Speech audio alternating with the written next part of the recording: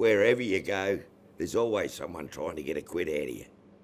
It's all luck, this game, just luck. You know, you can buy $1 million horse and couldn't gallop to save itself. My name is John. I've got the Travellers Rest Hotel out here in Thorpedale. Best draft beer in Gippsland.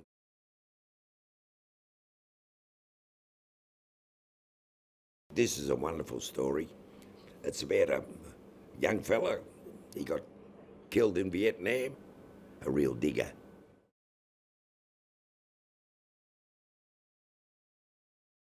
I keep an eye on everything every day.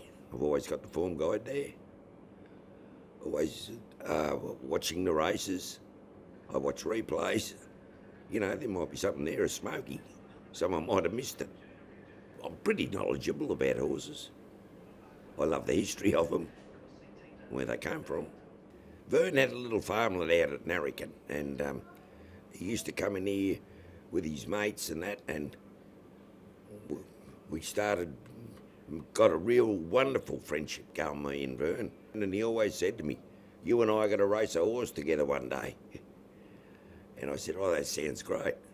I had a big passion for it, and my father was a mad, passionate race goer. We used to go to Sandown in the early days, and then got involved in breeding with John Thatcher, and he got me involved with Balonic and the old mare Balluno, her mother. John was very good at breeding, sussing breeding out, and he said, "We're going to send these mares to Scenic." So we sent the 3 mares over, Balonic, Balluno and Rubelas that John owned. Always in the back of my mind, I don't know how it happened, it was always there. I said, I've got to get a good horse and name it after Colin Whiston.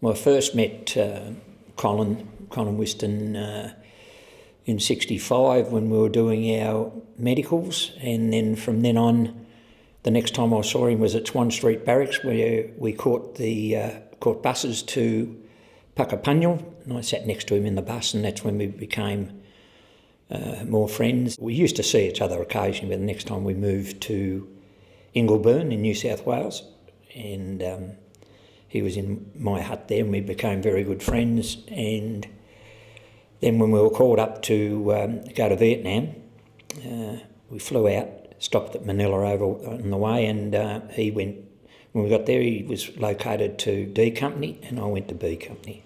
We got mortared pretty heavily on the night of the 15th and mostly into the 16th, and B Company was called out.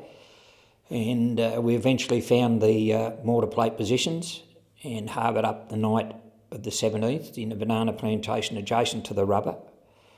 We got all packed up and we were called in because we'd been out for 2 days, and that's when I strolled past Colin, D Company, coming out, and we said hello to each other, and sadly that was the last time I saw him.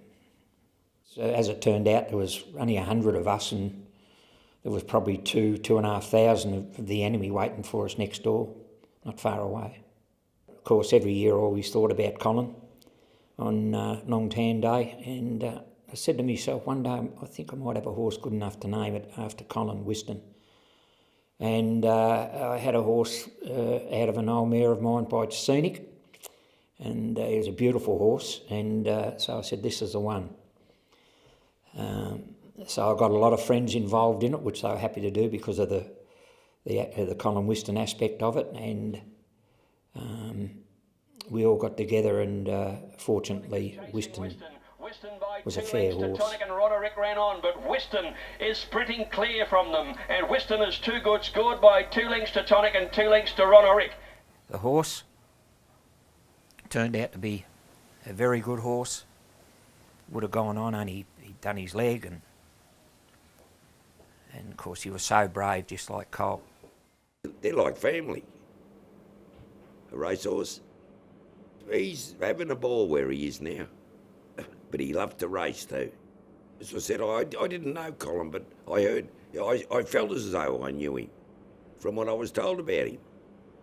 And no wonder they celebrated hard after Whiston, especially him having a win. And that's what the story's all about, Whiston and Colin.